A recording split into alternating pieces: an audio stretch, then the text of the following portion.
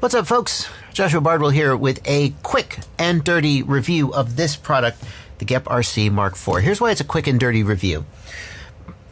Because I'm about to go on a trip. You can see that packed behind me. I'm about to leave on a trip, and I need quadcopters to use on this trip. And I have smashed all of my quadcopters and then not fixed them because I've been so busy making videos. And then I looked around and I went, okay, where are some quadcopters I'm supposed to be reviewing? And I took this one out of the box and was like, okay, let's review this one because I need it to go on this trip, but I am in a hurry. So I've been sitting here for like the last 5 minutes trying to start this video with some like high concept, and then I'm just like, screw it, let's do it. Well, folks, I know the first thing you want to see when you go to a review of a quadcopter is not some dude talking about the quadcopter. It's the quadcopter flying. So let's get some flight footage out of the way. And this thing flies, it feels lighter. It feels light.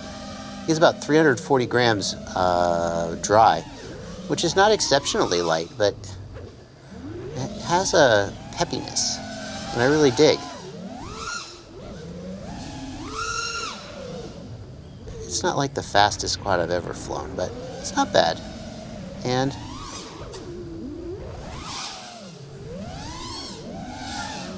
the handle's pretty good. I'm going to shut up and let you watch the flying, and then we'll go back in and I'll talk some more.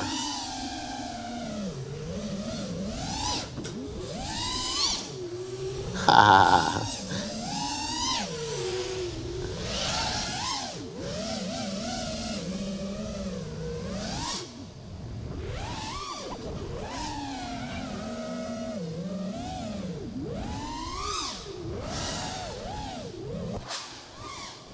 Durability test.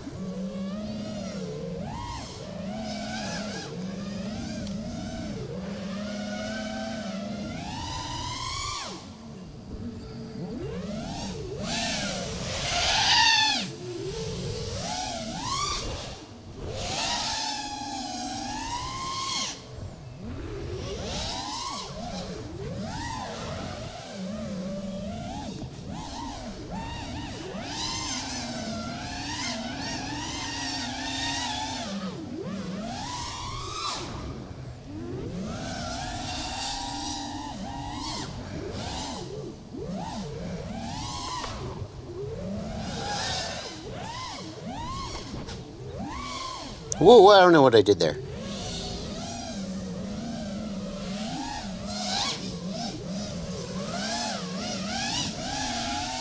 Try and give you a little bit of mixture of like fast flying as well as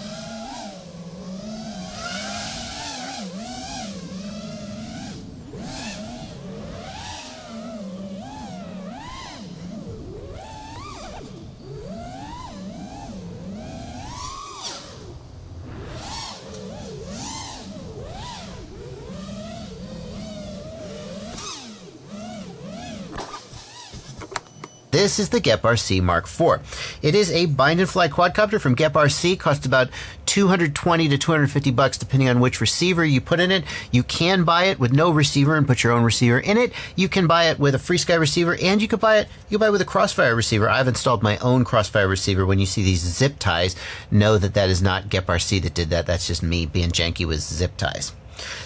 I'm actually really a little bit impressed with this because it's got some really nice touches. For example, they put wire loom on the arms and they heat shrunk the ends of the wire loom. This is a complete waste of time because very soon that will get chopped up and broken just from props and etc. And then you're just going to have to take it all off because it's going to get nasty eventually. But if someone else is going to do it for you and just sell you a beautiful looking quadcopter with it already done, sure, why not? Up on the front, this is pretty cool. This is a replaceable nose piece, so that as you kind of go gouging into the ground, instead of having to replace your whole bottom plate, you take this nose piece off and it just gets replaced. That is really slick. Very nice touch, GEPRC. It's probably a little hard for you to see, but the arms go in individually. They are not boomerang arms, so there are 4 arms, not 2. They meet in the center and they are held in with 2 screws. One of those screws does go through this standoff, so if you do end up replacing an arm, you are going to be taking that screw out and taking the standoff off, but that standoff does not go through the flight control stack, so you're not going to have any issues with your electronics. Speaking of the flight control stack, it's got a 45 amp BL32 ESC and a F4 flight controller combined with a vTX, and this is going to be a controversial choice. So here's the video transmitter. It goes up to 600 milliwatts and it does support pit mode. And the reason I say this is a controversial choice twofold. Number one, anytime you combine 2 things into one thing electronically, and you have an increased chance of failure.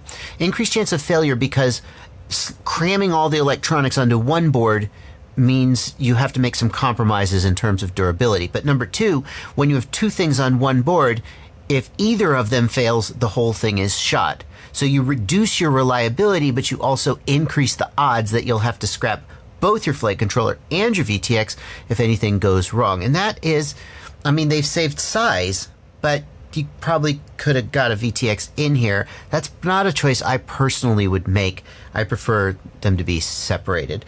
And you can see the compromises that they've ended up making, because where are all the pinouts and pads and stuff for the flight controller? They're not there. To their credit, these are 3 sets of TX and RX pads for the UARTs. Excellent. I mean, they got their priorities straight. The camera plugs in, the receiver plugs in. The receiver does come, this was ordered without a receiver, and it comes with a servo plug. You could cut it and solder it. I have wired it up for Crossfire, like, where's the 5-volt output for these? Maybe it's on the underside. I don't know. There's not an obvious location where if you wanted to hook up like a GPS unit or something. I'm not going to take, because I'm in a hurry because I got a trip. I'm going to take this off and look on the underside. Maybe there's a 5-volt or a 3.3 volt under there, perhaps.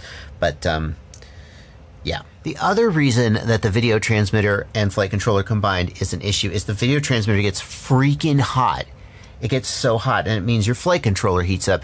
And, like, it's not the end of the world, but it's a little bit annoying. The button for the video transmitter is right here. It is pretty much inaccessible. I guess you probably could reach down through the hole and get at it, but it's like, I guess they just couldn't. I'd rather it be accessible from the outside. Doesn't matter. It supports the Tramp telemetry protocol, so you can like smart audio, but for Tramp. So you can remote control it. You can change your output power and so forth from the flight controller, from your OSD. Stab myself in the eye here. You could do that. Just something I noticed. Now, when I said they could put a video transmitter somewhere, usually the place you would put it is back here in the back of the quad. And they did do something clever with this space. They put a little shelf here specifically for the receiver. It's a very nice touch. Like you'd normally just mount the receiver to the bottom plate, and then I guess you would have a zip tie sticking out the bottom, and maybe you wouldn't like that. This little shelf perfectly holds the receiver. I've got it with some mounting tape and a zip tie holding it on, and it's just, I mean, it's going to vibrate a little bit, but that doesn't really matter for a receiver. And it's very nice that they did that. It's a nice little touch. Another nice little touch has to do with how they mounted the camera. The camera, by the way, is the Cadex Ratel. Very, very good budget camera. Nice colors, nice resolution. I really, really like it. Look at this. Where did these little thingamabobs go? Do they just press up against the top plate? Actually, there is a cutout here, a little recess milled into the top plate. This is not like, it's not like hard to do. It's just more time consuming and expensive to do this kind of milling rather than just mill straight through on all of it. This really shows, like, why would you do this? There's no function. I mean, I don't know. Is it functionally better than just having 2 camera side plates? I don't think so, but it looks badass, and it just kind of shows where GEPRC's head is at in designing this quad. The vTX antenna mounts to this 3D printed piece here in the back, and I've talked before about how I prefer to use this style of SMA connector where you can have 2 screws holding it to the bracket. That keeps it from rotating and it keeps it really secure. I've talked about how I don't like this style, which relies on this nut, because it crushes down on the 3D printed piece, and if it's tight enough to keep the antenna secure, then it tends to just pull through. This 3D printed piece is pretty robust though. They seem to have done a pretty good job on getting the dimensions right and getting the thickness right. It's really nice and snug, and you have no problem. You have plenty of threads to completely install your antenna. See, I've got threads left. You can't see that.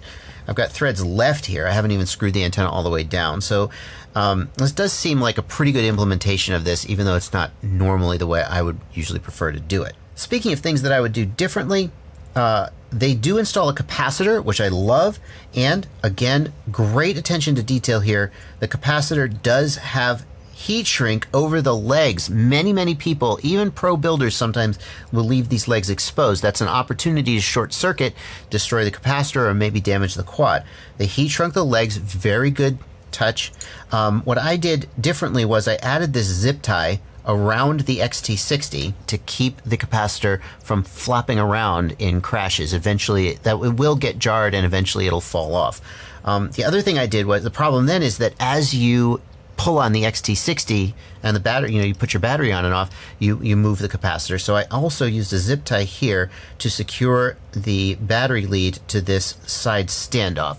The quad ships with the battery lead coming out the back. I don't prefer to do it that way. This is how I prefer to have my battery lead. I think it gives more flexibility in how you mount your battery and how you route your battery cable to keep it out of the props. Well, while I reassemble this quadcopter, let me let Joshua from the past talk to you about the Betaflight configuration, because Joshua in the past already set this quadcopter up and did a flight test of it. Take it away, Joshua. Hey there, folks. It's Joshua from the past. You don't get to meet me very much because usually if it's in the past and I'm working on a video, I just record the video. But I'm setting this quadcopter up to take it out and fly it, and I'm not even really recording a setup video.